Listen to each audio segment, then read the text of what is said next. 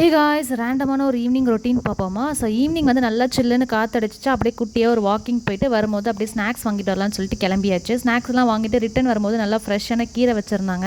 அதில் என்ன கீரைன்னு எனக்கு தெரியல, ஆனால் மணத்தக்காளி கீரை மட்டும் பார்த்தேன். ரொம்ப நாள் ஆச்சு சாப்பிட்டேன்னு சொல்லிட்டு அதை வாங்கிட்டு வந்தாச்சு. வரும்போது இந்த குரங்குங்களாம் பயங்கரமாக வித்த காமிச்சிட்டு இருந்துச்சு. இவங்க கிட்டேருந்து தப்பிக்க முடியல என்னால். அதனால் ஒரு 10 நிமிஷம் அங்கேயே வெயிட் பண்ணி இவங்கெல்லாம் போனதுக்கப்புறம் என்னோட ஸ்நாக்ஸ்லாம் காப்பாற்றி வீட்டுக்கு கொண்டு வரதுக்குள்ளே போதும் ஆயிடுச்சு. நான் போகும்போது செல்லியவே கூட்டிகிட்டு போகல, வீட்டிலே விட்டுட்டு போயிட்டேன். அவனுக்காக வரும்போது பலாப்பழம் வாங்கிட்டு வந்தேன். சீசனல் ஃப்ரூட்டாக கொடுப்போம் அப்படின்னு சொல்லிட்டு அவனுக்கு பெருசாக சீசனல் ஃப்ரூட்லாம் பிடிக்க மாட்டேங்குது. பனானா, ஆப்பிள் தவிர எதுவுமே சாப்பிடவும் மாட்டேங்கிறான். ஆனால் எங்களுக்கு வந்து மஷ்ரூம் பானிபூரி வாங்கிட்டு வந்து சாப்பிட்டோம். அதோட டேஸ்ட்டும் சுமாராக தான் இருந்துச்சு.